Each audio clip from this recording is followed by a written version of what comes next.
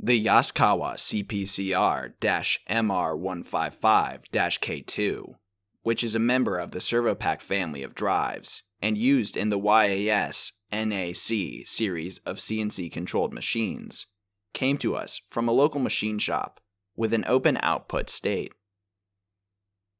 We fully rebuilt this unit from top to bottom, and you can see in the video the motor control was tested on one of our test motors and worked without any issue. We repair Yaskawa brand products almost every day at ERD, and stock many of the parts needed for the proper repair of their products. So if you have any Yaskawa repair needs, please reach out. Thanks for checking out the video.